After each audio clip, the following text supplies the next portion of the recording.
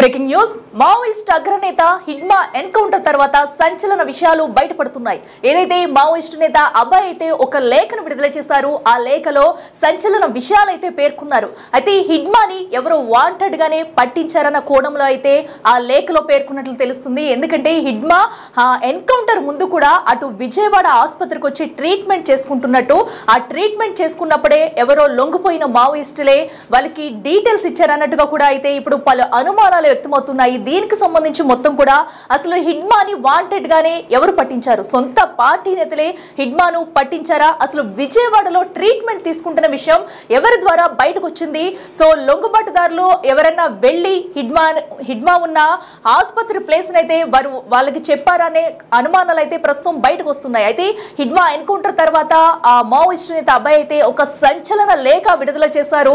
ఇదంతా ఒక కుట్ర అంటూ ఇప్పటికే అభయ్తో పాటు మావోయిస్టు నేతలంతా కూడా దీనిపై అయితే మండిపడుతున్నారు. ఎందుకంటే లొంగిపోయిన వారిని కూడా ఎన్కౌంటర్లు చేస్తున్నారు. వాంటెడ్ గా వారు మావోయిస్టులను హతం చేసేందుకు కూడా ఇదంతా కుట్రలో భాగంగానే ఇదంతా చేస్తున్నారంటూ కూడా ఇప్పటికే పలువురు అయితే దీనిపై అసహనం వ్యక్తం చేస్తూ వస్తున్నారు. అయితే మరో పక్కనైతే హిడ్మాను ఎన్కౌంటర్ చేసిన అనంతరం రేపు రాష్ట్ర వ్యాప్తంగా కూడా సంతాప దినంగా ప్రకటించాలంటూ నిరసన వ్యక్తం చేసేందుకైతే మావోయిస్టు పార్టీ రెడీ అయింది. ఈ క్రమంలో కూడా అంతా హై అలర్ట్ ప్రకటిస్తున్నారు. రేపు ఎటువంటి అనవసరమైన రాదంతాలు చోటు చేసుకోకుండా, ఎక్కడ ఉద్రిక్త పరిస్థితులు తలెత్తకుండా ఉండేందుకు కూడా అయితే ఇప్పటికే హై అలర్ట్ ప్రకటించారు. అయితే అభయ్ ఏదైతే లేఖలో పేర్కొన్నారో ఆ లేఖ కూడా మనం బిగ్ టీవీ స్క్రీన్ మీద విజువల్స్ లో చూస్తున్నాం ఇప్పుడు.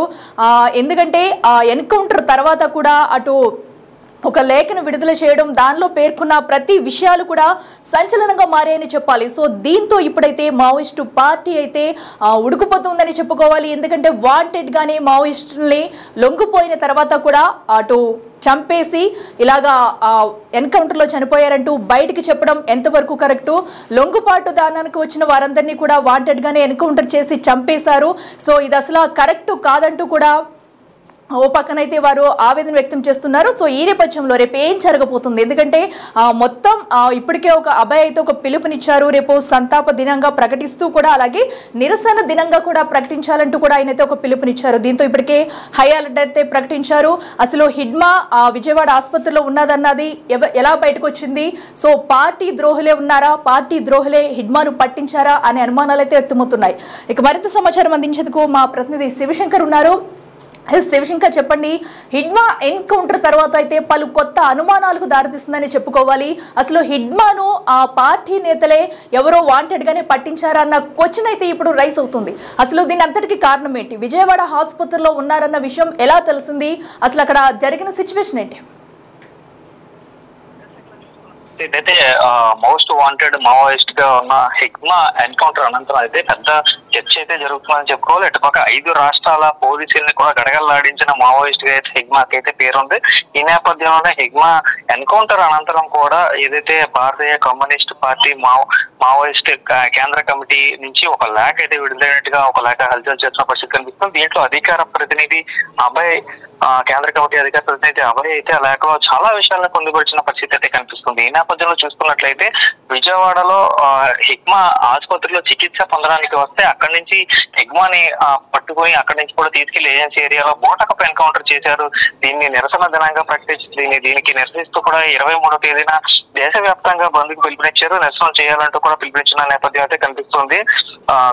కామ్రేడ్ హిడ్మా అలాగే కామ్రేడ్ రాజీలతో పాటు కొంతమందిని విజయవాడ నవంబర్ 15వ తేదీనే అదుపులోకి తీసుకున్నారని, వారందరినీ పట్టుకుని క్రూరంగా హత్య చేశారంటూ కూడా లేఖలో పొందుపరచడం అయితే ప్రస్తుతం అయితే చర్చనీయాంశంగా మారిందని చెప్పుకోవాలి. అయితే దీనికి సంబంధించి ఇదంతా కూడా బోటకపు ఎన్కౌంటర్, వారిని తీసుకుని వెళ్లి అక్కడ అడవుల్లోకి తీసుకువెళ్లి బోటకపు ఎన్కౌంటర్ చేసి హతమార్చారని కూడా చెప్తున్న పరిస్థితి కనిపిస్తుంది. అయితే ఈ నేపథ్యంలో చూసుకున్నట్లయితే రేపు జరగబోయే బంద్ నేపథ్యంలో అయితే పోలీసులు హై అలర్ట్ అయ్యారని చెప్పుకోవాలి. ఏజెన్సీ వన్యం ఏరియాలో ఉన్న ఎమ్మెల్యేలకి, ఎమ్మెల్సీలకి, అలాగే ఎంపీటీసీ స్థాయి దగ్గర నుంచి కూడా ఎమ్మెల్యే, ఎమ్మెల్సీ వరకు కూడా పూర్తిగా అందరి నాయకులు కూడా మన్యం వదిలి సిటీస్ లోకి వెళ్ళిపోవాలంటూ కూడా ఇప్పటికే పరిస్థితి కనిపిస్తుంది. మైదాన ప్రాంతాల్లోకి వెళ్ళిపోవాలి, ఎవరు కూడా ఏజెన్సీ ఏరియాలో ఉండొద్దంటూ కూడా ఇప్పటికే పోలీసులు నోటీస్ ఇచ్చిన పరిస్థితుల నేపథ్యం కనిపిస్తుంది.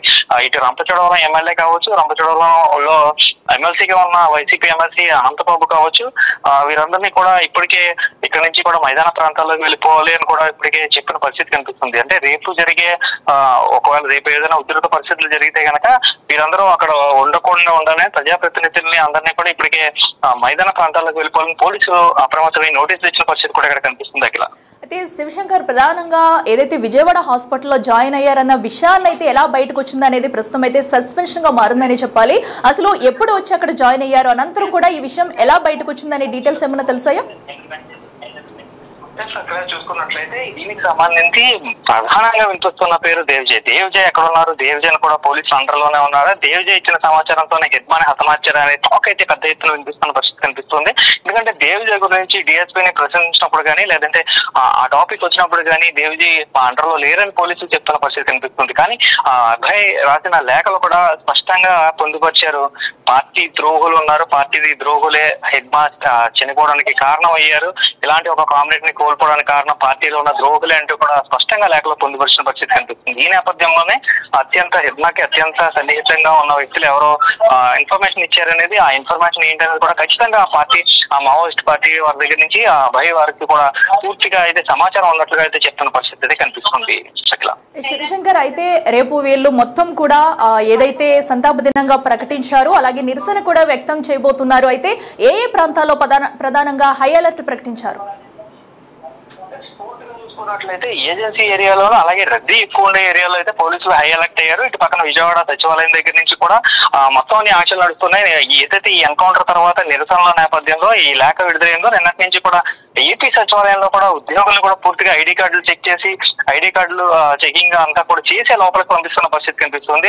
అయితే థ్రెడ్ ఉంది, సీఎం దగ్గర నుంచి కింద స్థాయి వరకు కూడా ఉన్న వారందరికీ కూడా థ్రెడ్ ఉందన్న నేపథ్యంలో పూర్తిగా అన్ని ఏరియాల్లో కూడా ఎలక్ట్ అయిన పరిస్థితి కనిపిస్తుంది. అయితే మన్యం జిల్లాకు సంబంధించి అల్లూరు సీతారామరాజు జిల్లాలో ఉన్న ప్రజాప్రతినిధులు అందరినీ కూడా ఇక్కడ నుంచి మన్యం జిల్లా వదిలి అదేవిధంగా ఏజెన్సీ ఏరియా ప్రాంతం అంతా వదిలి ఏదైతే జనావాసాల్లోకి వెళ్ళిపోవాలి, సిటీలోకి వెళ్ళాలంటూ కూడా ఇప్పటికే పోలీసులు నోటీస్ ఇచ్చిన పరిస్థితి కనిపిస్తుంది.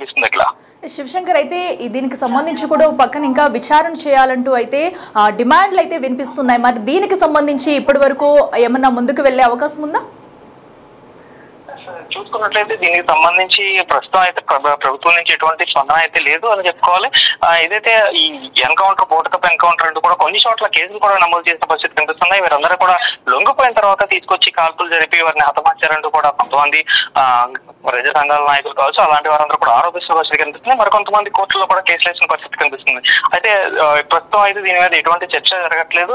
ఇదంతా కూడా మోస్ట్ వాంటెడ్ గా మావోయిస్ట్ గా ఉన్నారు కాబట్టి అనేక మంది సిఆర్పిఎఫ్ బలగాలు కావచ్చు, ఇప్పుడు నార్మల్ పోలీసు కావచ్చు, ఇన్ఫార్మర్ గా అనుమానించిన సాధారణ ప్రజలు కావచ్చు, వీరందరినీ వందలాది మందిని మట్టుబెట్టిన హెగ్మా లాంటి ఒక ప్రధానమైన మావోయిస్ట్ ని ఎన్కౌంటర్ చేస్తే దీని వెనక అర్థంతో చేస్తున్నారంటూ కూడా పోలీసులు చెప్పుకుంటున్న పరిస్థితి అయితే కనిపిస్తుంది. అట్లా రైట్ శివశంకర్, థ్యాంక్ యూ.